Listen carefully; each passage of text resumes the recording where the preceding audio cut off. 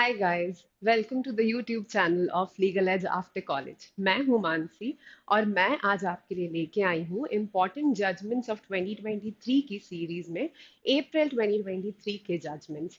और शुरू करने से पहले मैं आपको ये बता दूं कि ये जजमेंट सिर्फ क्लैट पीजी 2024 की प्रेपरेशन करने वाले लोगों के लिए ही नहीं बल्कि उन सभी लोगों के लिए इम्पॉर्टेंट है जो लॉ से रिलेटेड किसी भी कॉम्पिटिटिव एग्जाम की तैयारी कर रहे हैं, चाहे वो जुडिशरी हो या आपका आईबीपीएस है या कोई भी लॉ ऑफिसर का एग्जाम हो। उन सभी के लिए ये जजमेंट्स इंपॉर्टेंट है क्योंकि रीसेंट जजमेंट्स और लैंडमार्क जजमेंट्स हर एग्जाम में पूछे जा सकते हैं। तो चलिए हम शुरू करते हैं 2023 अप्रैल के जजमेंट्स। पर उससे पहले सभी प्लीज इस वीडियो को लाइक और जितने भी लोग आपके पहचान के हों जिनके लिए ये जरूरी है उनके साथ शेयर करें और इस चैनल को सब्सक्राइब करें। तो अब मैं शुरू करती हूँ 2023 अप्रैल के जजमेंट्स। पहला केस जिससे हम स्टार्ट करेंगे वो है Balu Sudam Khalde and another versus the state of Maharashtra.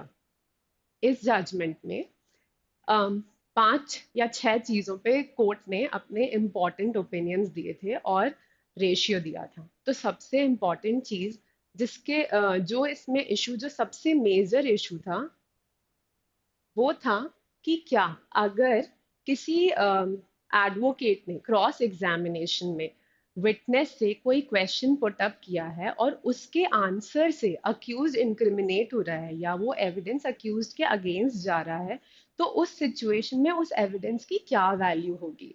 तो इस केस के फैक्ट्स कुछ इस तरह थे कि दो लोग खड़े होके बात कर रहे थे और वहां पर कुछ 5-10 लोग आते हैं और उन लोगों से कुछ कहते हैं और उनकी आपस में लड़ाई झगड़ा होने लगता है।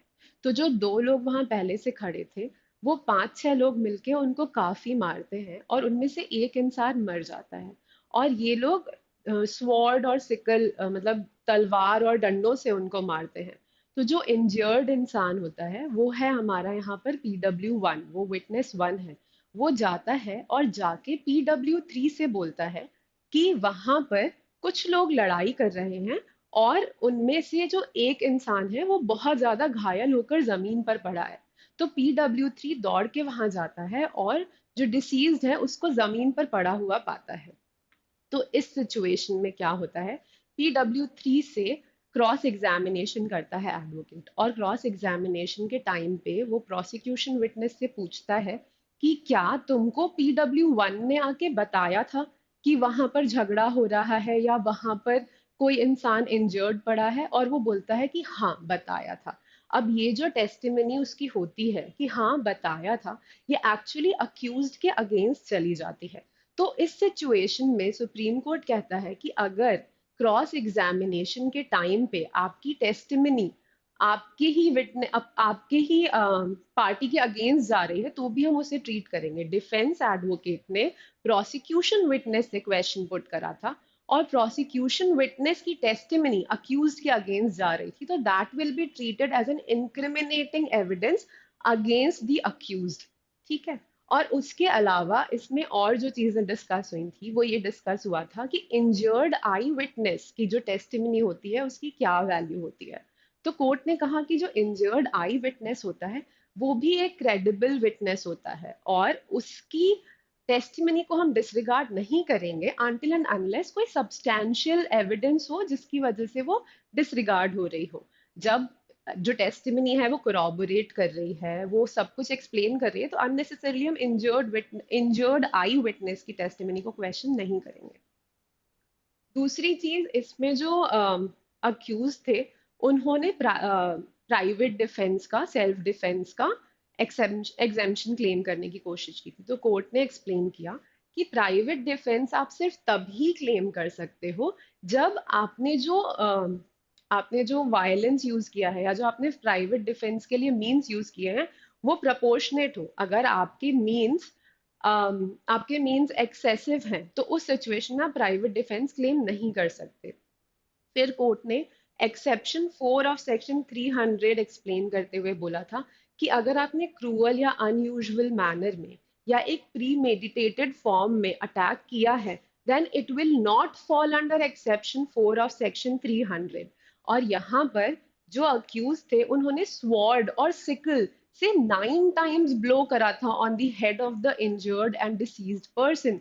तो उस सिचुएशन में this can not be said to be a self defence, और it can also not to be said in done to be done in a sudden quarrel. It was an act which was cruel and which was premeditated. तो यहाँ पर exception 4 court ने permit नहीं करा था, और section 302 के अंदर अक्यूज का कॉन्विक्शन अपहेल्ड करा था। चौथी चीज जो कोर्ट ने यहाँ एक्सप्लेन करी थी वो थी क्रॉस एग्जामिनेशन को लेके, और बोला था कि क्रॉस एग्जामिनेशन के ड्यूरेशन में जब कोई स्टेटमेंट दिया जाता है तो उसका पर्पस ये होता है कि हम जो ट्रूथ है या फॉल्सहुड है टेस्टिमनी में उस तक पहुंच सके। इसलिए जब भी हम किसी का क्रॉस एग्जामिनेशन करते हैं तो उसका पर्पस या ऑब्जेक्ट ये होता है कि हम पूरे सच तक सच को जान पाए। अब अगर वो सच आपकी ही पार्टी के अगेंस्ट जा रहा है, then also it will be an incriminating evidence and it will be taken into consideration by the court.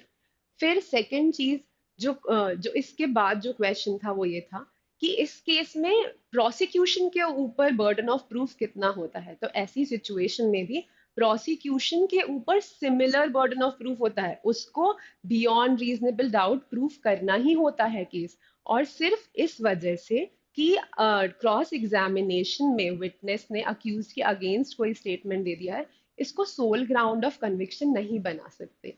ये सिर्फ एक कोरोबोरेटरी एविडेंस की तरह ट्रीट किया जा सकता है, इसको सिर्फ कोरोबोरेशन की तरह देख सकते हैं। तो ये 5-6 चीजें कोर्ट ने Balu Sudam Balu Sudam Khalde versus state of Maharashtra के जजमेंट में बोली थी। अब जो नेक्स्ट केस है जिस पे हम आते हैं वो है हमारा Sijju Kurian versus state of Karnataka.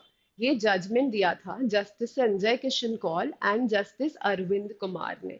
इस जजमेंट में जो इशू था, जो सबसे बड़ा क्वेश्चन था, वो ये था कि section 27 of Indian evidence act कब अट्रैक्ट होता है और कौन सी सिचुएशन में हम इसको अट्रैक्ट नहीं करेंगे।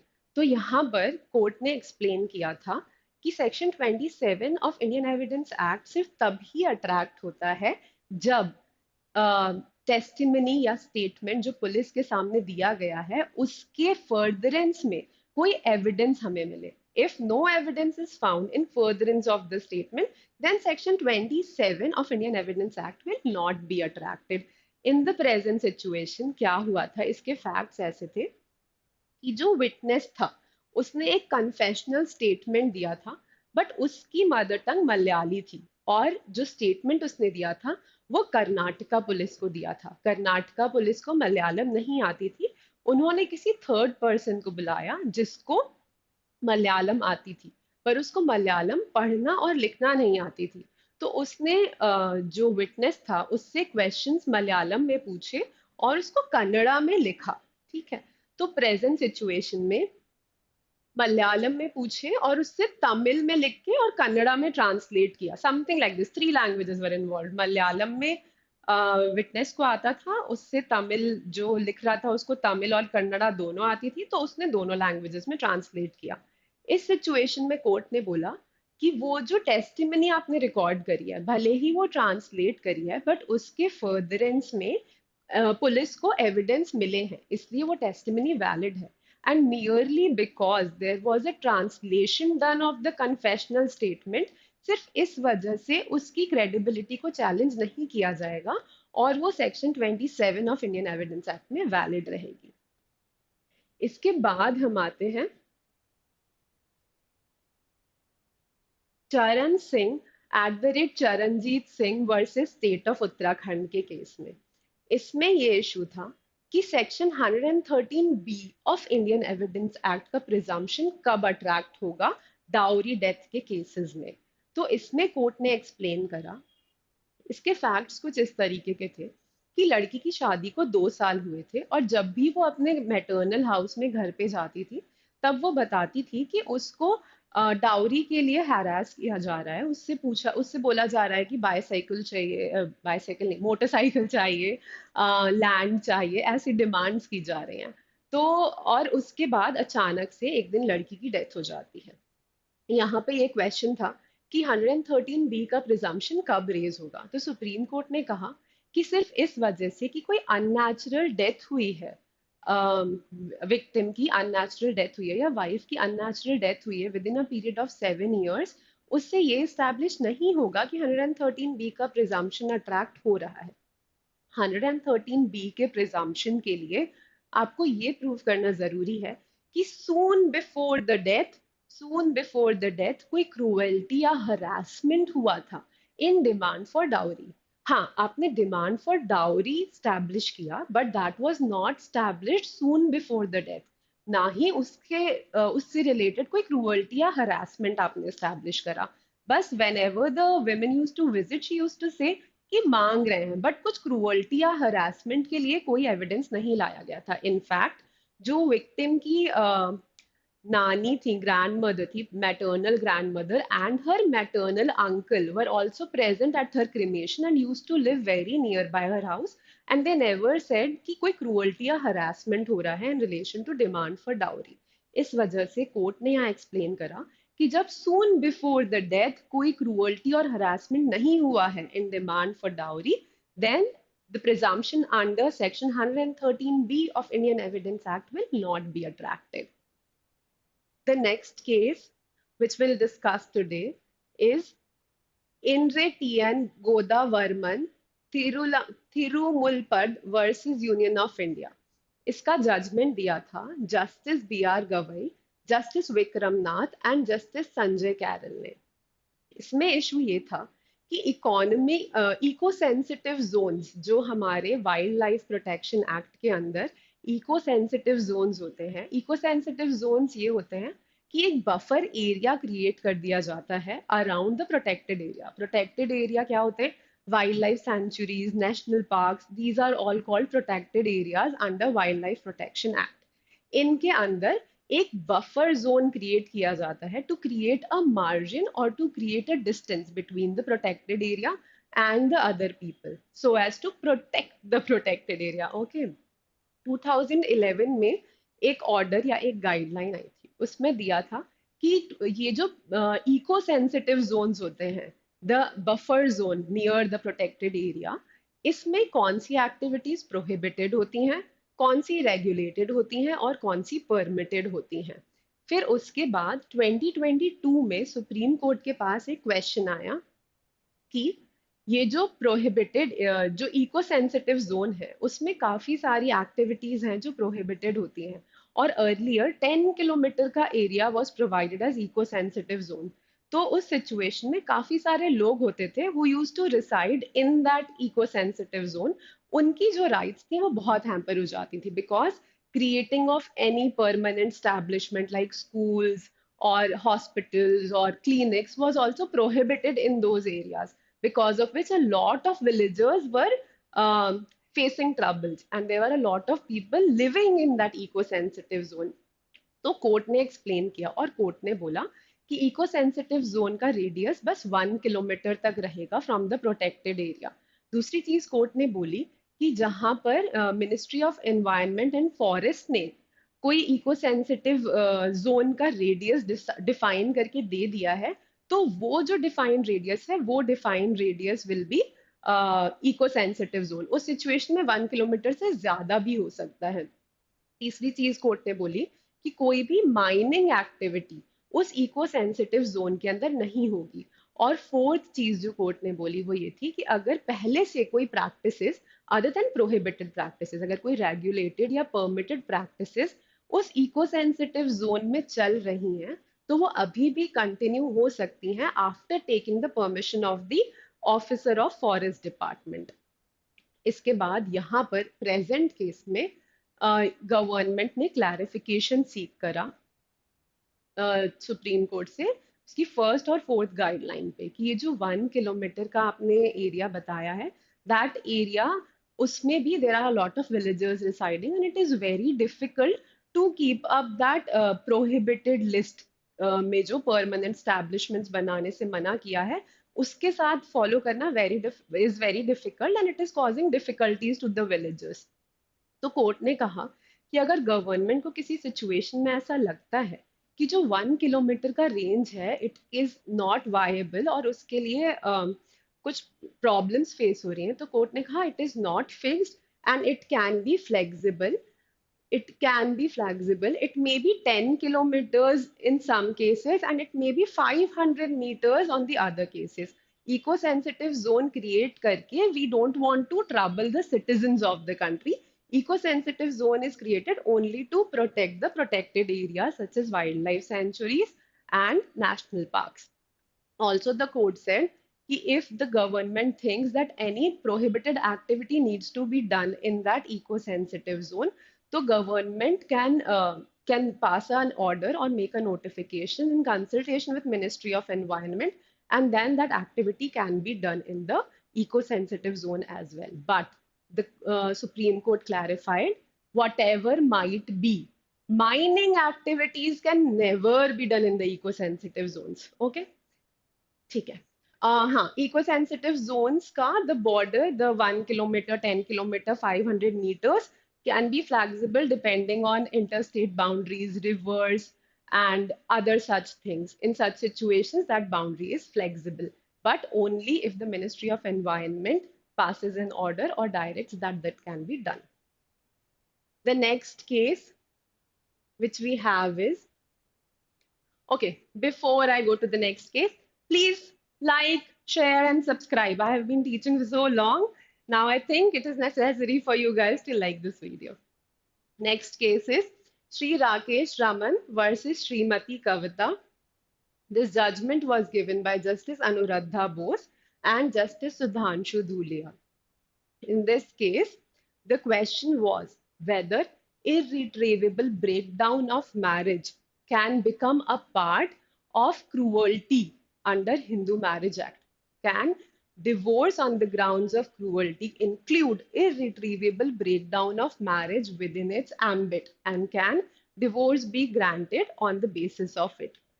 Now, here's a question for you all.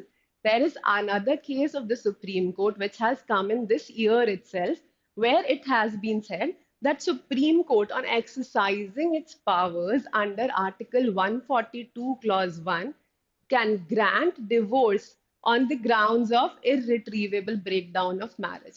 Give me the name of that case in the comment section below. By that time, we'll proceed with this case. So, in this case, the court held that when it is established that there is nothing left in a relationship and the parties in the present case have been living separately for 25 years, in such a situation, divorce can be granted on the ground of irretrievable breakdown of marriage and it will form a part of cruelty under Section 13, subsection 1, clause 1A of Hindu Marriage Act.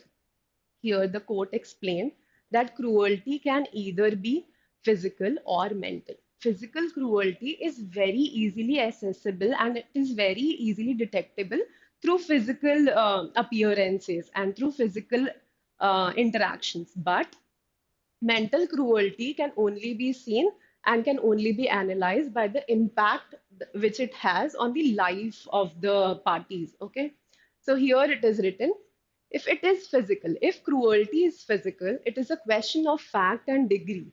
If it is mental, the inquiry must begin as to the nature of the cruel treatment and then as to the impact of such treatment on the mind of the spouse. And when the cruelty is mental, it may be due to irretrievable breakdown of marriage और इसीलिए section 13 subsection 1 clause 1A of Hindu Marriage Act के अंदर irretrievable breakdown of marriage can be a ground for divorce while interpreting cruelty. Okay, the next case and the last case for today is Yedala Subba Rao and another versus Union of India. The judgment in this case was given by Justice Abhay S. Oka and Justice Rajesh Bindal. Here, the question was related to bail under UAPA, whether bail can be granted under UAPA or not, and under what circumstances a bail can be granted under UAPA. In the present situation, There were a few people, not a few, a lot of people who were accused of killing two politicians or two MLAs from the Telugu Desam party. And there were, in the present case, there were 85 accused people and 140 witnesses, out of which some of the accused people were absconding, and there were not a lot of witnesses present to come and get examined before the court. Also, some of the accused who were arrested were in prison for a period of 4.5 years. And even after a period of 4.5 years, charge sheet was not framed. Till that date, charge sheet was not framed, charge sheet was not presented before the court, and they were in detention. Here, the court said that the facts of the case are not prima facie relevant to establish the case against the accused. Also, there are 140 witnesses and there are 85 accused people, out of which some are absconding, and it will take a lot of time to examine these 140 witnesses. ये बोलते हुए court ने section 43D subsection 5 of UAPA act के अंदर बोला कि this provision is not attracted, and keeping in mind the provision of article 21, हम किसी की लिबर्टी इतने टाइम के लिए नहीं स्नैच कर सकते. We cannot limit the liberty of any person. This amounts to deprivation of their liberty. और ये बोलते हुए बेल पर रिलीज कर दिया था सभी अक्यूज्ड को. ऑल्सो इसमें section 27 of Indian evidence act पे डिस्कशन हुआ था और बोला था कि section 27 of Indian evidence act इस केस में अट्रैक्ट नहीं हो रहा है, क्योंकि जो स्टेटमेंट अक्यूज ने दिए या जो भी स्टेटमेंट्स दिए गए थे उनका कोई भी फैक्ट से रिलेशनशिप नहीं था, या उनके फर्दरेंस में पुलिस को कोई प्राइमा फेसी एविडेंस या कोई ऐसा evidence which was related to the statement नहीं मिला था. इसीलिए प्रेजेंट सिचुएशन में even section 27 was not attracted. There were a lot of witnesses, there were a lot of accused people. Charge sheet was not framed, so prima facie case was not established, and that is why bail was granted. And section 43D subsection 5 of UAPA was not attracted. Also, one small tip for you guys. Today we have discussed two cases related to section 27 of Indian Evidence Act. So there are a few very landmark judgments of Section 27 of Indian Evidence Act, such as Devman Upadhyay.